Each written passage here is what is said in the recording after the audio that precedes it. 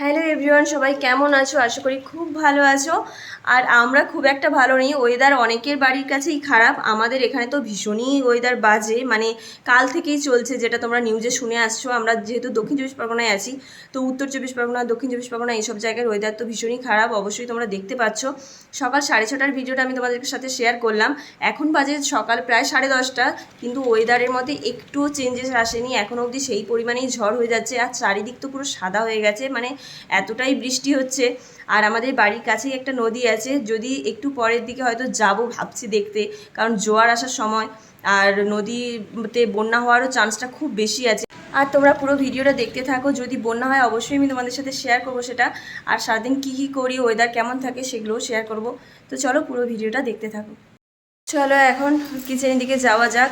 Current তো কাল থেকে নেই, সকাল থেকেই নেই। কাল সকাল থেকে বলা ভুল, কাল 3টে থেকে প্রায় রাত্রি নেই। আর আজকে আমাদের ইনভার্টারটাও ছিল, ইনভার্টারটার চার্জও শেষ হয়ে এসছে প্রায়। মানে কাল সারাদিন চলেছে, সারা রাত্রি চলেছে, আর আজকে সকাল থেকেও 11টা অবধি চলেছে। এখন শেষ হয়ে গেছে মনে হচ্ছে। তো লাইটটা জ্বালাতে পারছি না, কিন্তু জেনারেটর আছে। জেনারেটর বাবারা এলে, বাবা একটু দোকানের দিকে গেছে, মানে ওদিকে কী অবস্থা, ঝড়ে কোথায় কী ক্ষতি হয়েছে সেগুলো দেখতে গেছে। তো এলে জেনারেটর চালানো হবে।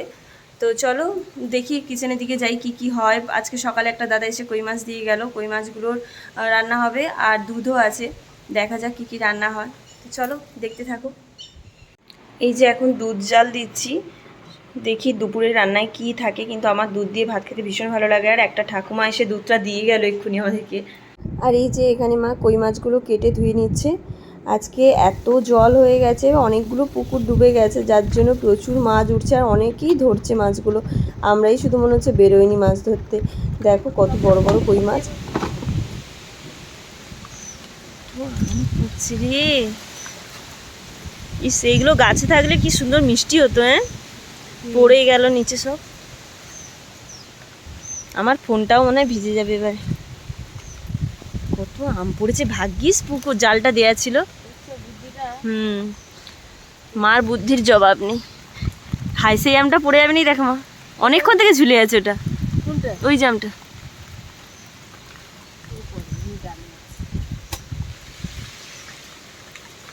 এগুলো চৌষা আম বলো মা।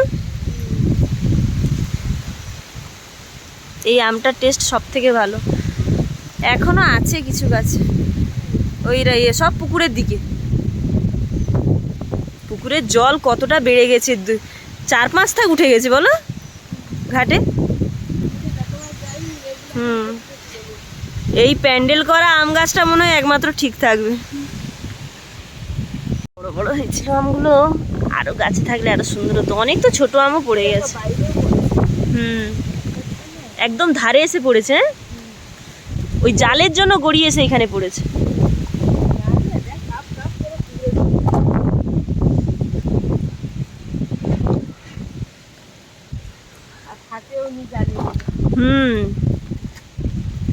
নিচে পড়লে তো ওই, হ্যাঁ, সিমেন্টের উপরে পড়লে।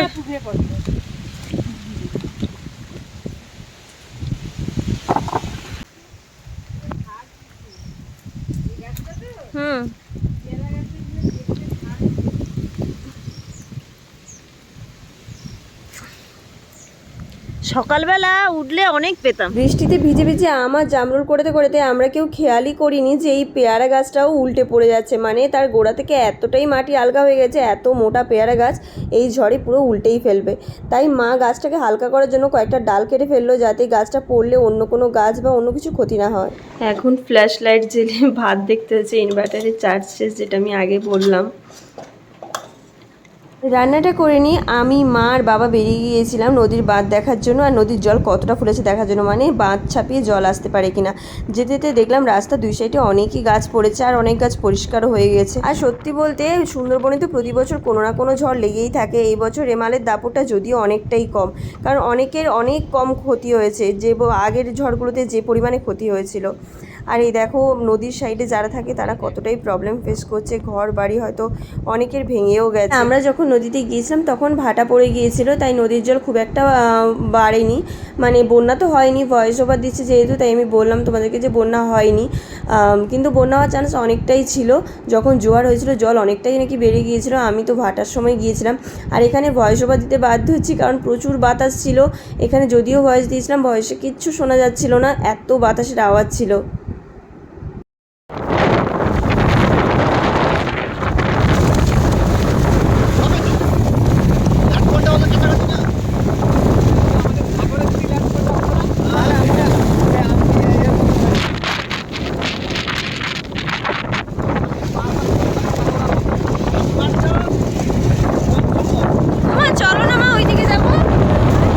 ঝড়ের গতিবেগ ওই 12টা সাড়ে 12টা নাগাদ অনেকটাই কমে গিয়েছিল, তার জন্য তোমাদেরকে আমি দেখাতে পারলাম না। যদি জোয়ারের টাইমে আসতাম হয়তো তোমাদেরকে আরও ভালো করে দেখাতে পারতাম যে কত জোরে ঢেউটা হচ্ছিল। কিন্তু এখনও যে আমরা এসেছিলাম প্রচুর ঢেউ ছিল আর হাওয়াও ছিল, দেখেই হয়তো বুঝতে পারছো। আর দেখো চারিদিক কীরকম সাদা হয়ে গেছে বৃষ্টিতে। আর জানো তো আমি চেয়েছিলাম যে 1 থেকে 2 দিনের মধ্যে ভিডিওটা আপলোড দেওয়ার জন্য, কিন্তু আমার দুর্ভাগ্যবশত হয়নি, কারণ ঝড়ের পর এতটাই কাজ বেড়ে গিয়েছিল যে এডিট করার আমি টাইমই পাইনি। তার জন্য তোমাদের কাছে ক্ষমা চেয়ে নিচ্ছি। আর তোমরা ঝড়ের পর কে কেমন আছো অবশ্যই কিন্তু কমেন্টে জানিও।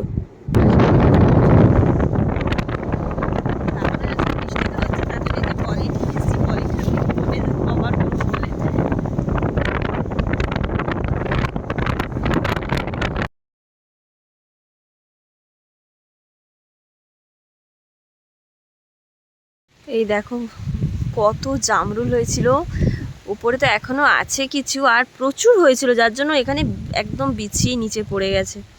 লাল জামরুল দেখতে খুব সুন্দর। এদিকে দেখো কত পড়েছে, এটা মাঠের জলে পড়েছে, আর এদিকে পুকুরে তো আরও অনেক পড়েছে।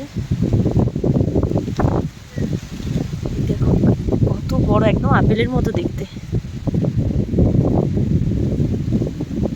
কাদা হয়ে গেছে পড়ে।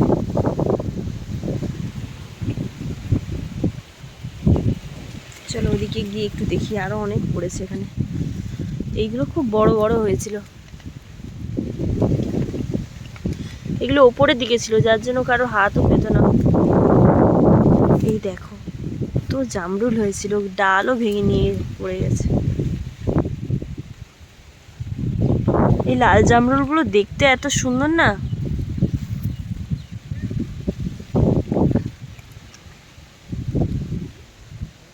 আর আজ সকালবেলা মা এসে প্রায় 5 থেকে 7 কেজি মতো জামরুল তুলিয়েছে, মানে অনেক তো জামরুল পড়ে গিয়েছিলো, সেগুলো নষ্ট হয়ে গেছে বলে মা ফেলে দিয়েছে তুলে।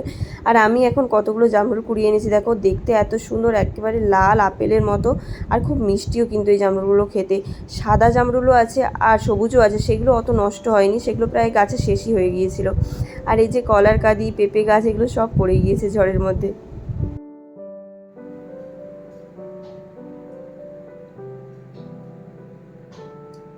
স্নান হয়ে গেছে, পুজো হয়ে গেছে, চলো এবার খাওয়া দাওয়া করি। 2টো বেজে গেছে আজকে।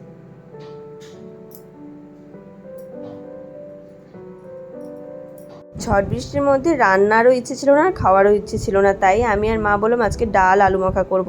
তো পেঁপে আলু দিয়ে ডাল হয়েছে, আর হয়েছে আলু মাখা, আর কই মাছের ভাজা, তার সাথে একটু তেঁতো চচ্চড়ি। আর এদিকে গাছের আম তো অনেক পড়েছে দেখালাম, আর সেই পাকা আমের মধ্যে 2টো আম কাটা হয়েছে, 2টো 3টে, আর দুধও আছে। এই দিয়েই আজকে লাঞ্চটা সারলাম। ভাত তো খাওয়া হয়ে গেছে, তোমাদের দাদাভাইয়ের এখন এসছে জ্বর, তো ওই জন্য ওষুধটা নিয়ে এসেছি, ওষুধটা দিই। কে গো ওঠো, কালকে প্রচুর ভিজেছে, ভিজে ভিজে এটা ওটা ঠিকঠাক করছিল, যার জন্য জ্বরও চলে এসছে। আর এই বৃষ্টিতে ভেজা মানে জ্বর হওয়া স্বাভাবিক। কালকে 2বার ভিজেছে, সন্ধেবেলা একবার, দুপুরবেলা একবার। এ নাও ওষুধটা খেয়ে নাও। কি গো ওঠো,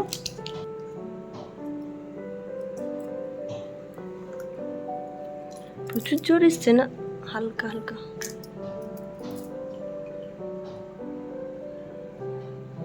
বাইরের ওয়েদারটা যদিও একটু শান্ত হয়েছে, কিন্তু এখনো মেঘলা মেঘলা আছে, মানে ঝোড়ো হাওয়াটা কমে গেছে। আরো বৃষ্টি হবে, কারেন্টের তো কোনো চান্সই নেই। জেনিটা চালাবে না? আমার খাওয়াটা ভালো হয়েছে,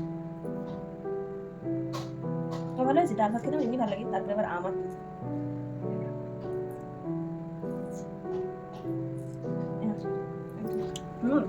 একবার তিনতলায় চলো, দেখতে হবে পুরো চারিদিক সাদা, তিনতলা থেকে ভালো লাগছে। আজকের ভিডিওটা শেষ করার আগে তোমাদের সাথে শেয়ার করব কত আম পড়েছিল ঝড়ে। মা সব এইভাবে নিচে মেঝেতে বিছিয়ে রেখেছে। অনেক কাঁচা আম রয়েছে আর পাকাও রয়েছে কিছু, তার মধ্যে এক আধটা আম তো ইঁদুরেও খেয়ে ফেলেছে। যাতে আমগুলো নষ্ট না হয়ে যায় তাই মা সব নিচে বিছিয়ে রেখেছে। আজকে ভিডিওটা কেমন লাগলো অবশ্যই জানিও, ভালো লাগলে চ্যানেলটা সাবস্ক্রাইব করো। সবাই খুব ভালো থেকো, সুস্থ থেকো, টাটা।